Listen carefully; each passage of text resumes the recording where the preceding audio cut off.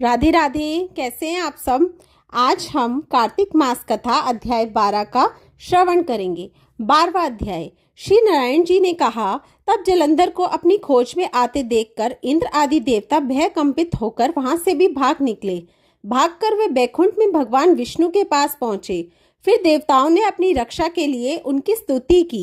देवताओं की उस दीन वाणी सुन के करुणा सागर भगवान विष्णु ने उनसे कहा, देवताओं, तुम भय को त्याग दो। युद्ध में मैं शीघ्र ही उस जलंधर को देखूंगा।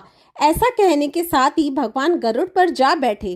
तब देवताओं सहित उन्हें युद्ध क्षेत्र की ओर प्रयाण करते देख समुद्र तनया लक्ष्मी के नेत्रों में जल भर आया और उन्होंने कहा, हे नाथ, यदि मैं सर्वदा आपकी प्रिय हूँ और भक्त हूँ तो मेरा भाई आप द्वारा युद्ध में कैसे मारा जाना चाहिए। इस पर भगवान विष्णु ने कहा, यदि तुम्हारी ऐसी ही प्रीति है तो मैं उसे अपने हाथों से नहीं मारूंगा, परंतु युद्ध में तो जाऊंगा ही, क्योंकि देवताओं ने मेरी बड़ी स्तुति करी।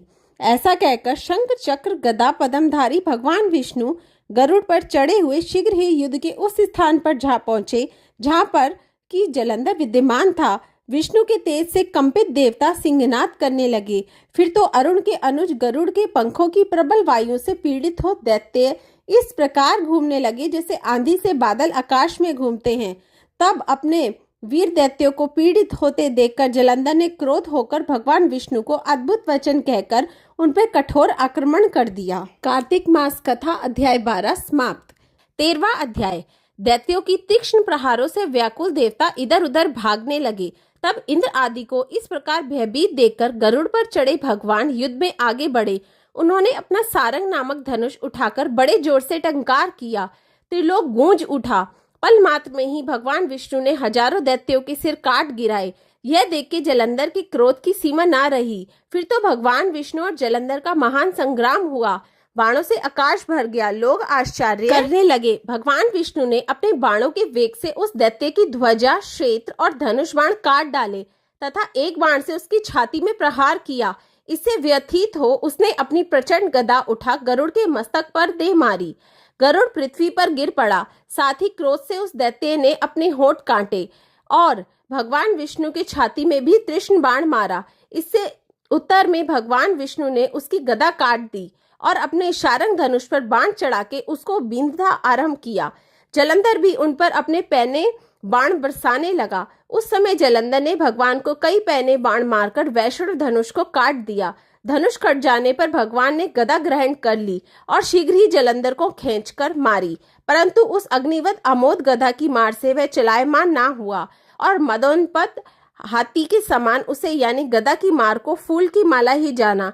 साथ ही उस युद्ध दुर्मद ने अत्यंत ही क्रोधित होकर अग्निमुख त्रिशूल उठाकर भगवान विष्णु पर छोड़ दिया। भगवान ने शिवजी के चरणों को स्मरण कर नंदक नामक त्रिशूल से उसके त्रिशूल को छेद दिया। जलंधर से झपटकर भगवान की छाती में एक मुष्टिक मारा। उसके उत्तर में भगवान विष्णु ने भी उसकी छाती पर अपनी मुष्टिका का प्रहार किया। फिर दोनों घुटने टेक कर बाहों और मुष्टिकों से बाहु युद्ध करने लगे। कितनी ही देर तक भगवान उसके साथ युद्ध करते रहे। जब वह कुछ श्रमित हो गए तब सर्वश्रेष्ठ मायावी से भगवान उस दैत्य से मेघवाणी में बोले, हे रण दुर्मद दैत्य श्रेष्ठ, धन्य है जो इस महायुद्ध में इतने बड़े बड़े आयुधों से भी भयभीत ना हुआ। तेरे इस युद्ध में से मैं बहुत खुश हुआ। तू जो चाहे वर मांग, मैं अदेय वस्तु भी आज तुझे दे दूंगा। मायावी भगवान विष्णु की ऐसी वाणी सुनकर जलंधर ने कहा, हे भावुक, यदि आप मुझ पर खुश हैं तो यह वर दीजिए कि आप मेरी बहन के साथ अपने सारे कुटुंबियों सहित मेरे घर पर निवास करें। नारद जी कहते हैं, उसके ऐसे वचन सुन के भगवान को खेद तो हुआ, किंतु उसी क्षण उन देवेश ने तथास्तु कह दिया। अब भगवान विष्णु सब देवताओं के साथ जलंधरपुर में जाकर निवास करने लगे। जलंधर अपनी बहन लक्ष्मी और देवताओं सहित भगवान को वहां पाकर बड़ा प्रसन्न हुआ। फिर तो देवताओं के पास जो रत्न आदि थे उनके स्थानों पर दैत्यों को स्थापित करके जलंधर पृथ्वी पर गया।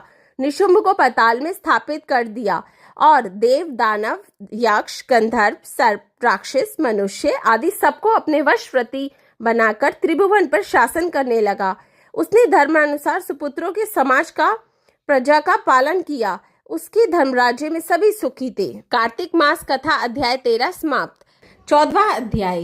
हे राजन, इस प्रकार उसको धर्म पूर्वक राज्य करते देखकर देवता क्षुब्ध हो गए उन्होंने देवादिदेव भगवान शंकर का मन में स्मरण करना प्रारंभ कर दिया।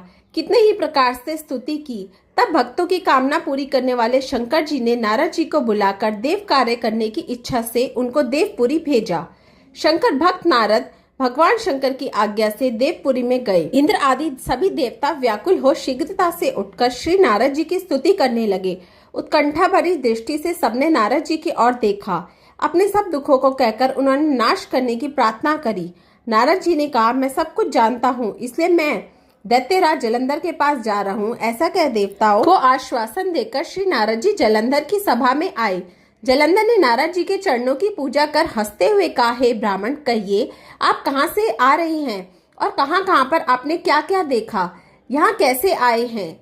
मेरे योग्य जो सेवा हो उसके लिए मुझे आज्ञा दीजिए।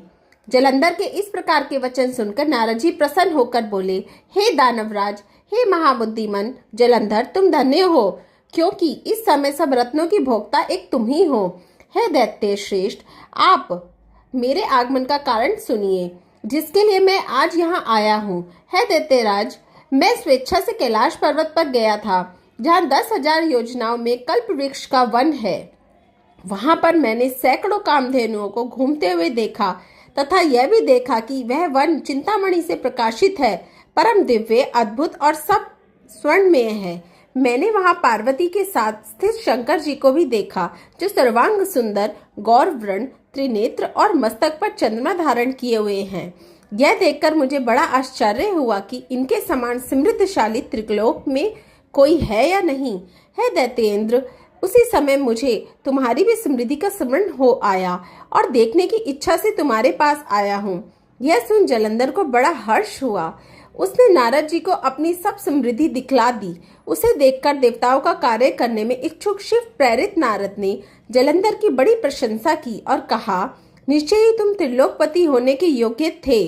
तुम्हारे लिए ऐसा होना कोई विचित्र बात नहीं है। मैं देखता हूँ और तुम्हारे पास सब कुछ है, किसी बात की कमी नहीं है। ऐरावत, उच्च श्रवा, घोड़ा, कल्प वृक्ष और कुबेर की निधि तुम्हारे पास है। मणियों और रत्नों के ढेर भी तुम्हारे पास लगे हुए हैं। ब्रह्मा जी का हंस युक्त विमान भी तुम्हारे पास है और द्युत लोक, पताल और पृथ्वी पर जितने भी रत्न आदि हैं वह सब तुम्हारे ही तो हैं। मैं तुम्हारे इस प्रकार के रत्न ऐश्वर्य को देखकर बड़ा प्रसन्न हूँ, परंतु तुम्हारे पास कोई स्त्री रत्न नहीं है, इसलिए तुम्हारा यह सब कुछ फीका है। तुम कोई स्त्री रत्न ग्रहण करो। नारद जी के इस प्रकार के वचन सुन के दैत्य काम से व्याकुल हो गया। उसने नारद जी को प्रणाम करके पूछा कि ऐसी स्त्री कहाँ मिलेगी जो सब रत्नों में श्रेष्ठ हो। यदि ऐसा रत्न कहीं मिले तो मैं उसे अवश्य लाऊंगा। देव ऋषि नारद बोले, ऐसा रत्न तो कैलाश पर्वत पर योगी शंकर के पास ही है। उनकी सर्वांग सुंदर पत्नी देवी पार्वती बहुत ही मनोहर है। उसके समान सुंदरी मैंने आज तक नहीं देखी। शंकर से बढ़कर समृद्धिवान दूसरा कोई नहीं है। उसके इस रत्न की महिमा तीनों लोकों में कहीं भी नहीं है। तभी तो परम विरक्त आत्मा राम शंकर जी भी उसके वश में हो गए। देव ऋषि नारद उस दैत्य से ऐसा कहकर अन्य कार्य करने की इच्छा से आकाश मार्ग से चले गए। कार्तिक मास कथा अध्याय 14 समाप्त। राधे राधे।